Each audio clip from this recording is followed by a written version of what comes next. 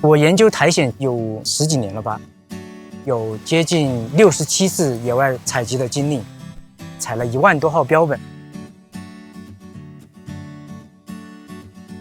我叫马文章，重庆人，是一名苔藓标本管理员。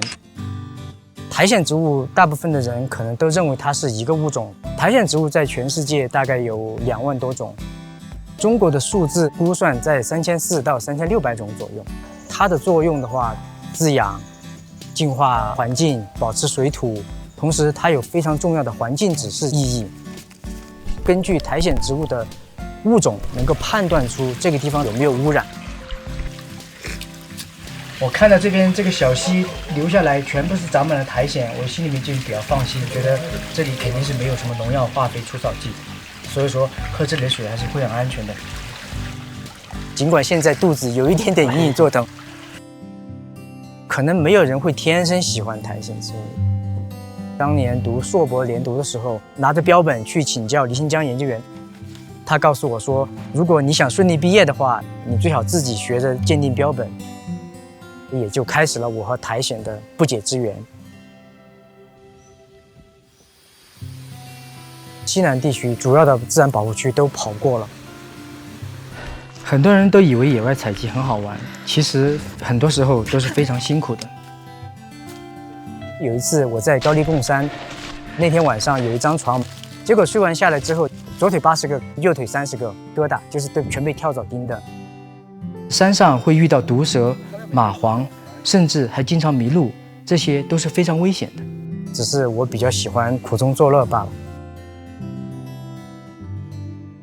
苔藓我当然吃过，苔类植物的包硕是透明的，因为新鲜嘛，我就想着尝一尝。结果它既不能止渴，也不能解饿。我应该可以接近300个熟左右吧。一个新种在看到它的第一眼，就会被它的耀眼的光芒所震撼。20%的物种，稀有种可能需要花费4倍于它的时间。一些其他不是苔藓的杂质给它吹掉。采集标本与它相同重要的就是拍摄它的照片，意图胜千言。还有一个关键的环节就是干燥环节，用自然风干的形式，这样的话可以最大限度的保存苔藓植物的显微结构。但是哭笑不得的事情就是，每当我们到了护林站，把这个标本一摊开，注定一定要下雨，就像现在一样。大自然的野外探索是苦中有乐，实验室的研究是乐中有苦。我所在的昆明植物研究所标本馆馆藏标本量有130万号。在实验室的工作的话，大部分是做标本管理，野外采集来的标本分门别类的，然后我们来进行一个统一的物种鉴定。我会像切菜一样，一刀一刀的切出它们漂亮的横切面，观察它们的结构。显微镜下的苔藓植物有着别样的美感，可以看到它排列整齐的细胞和奇形怪状的结构。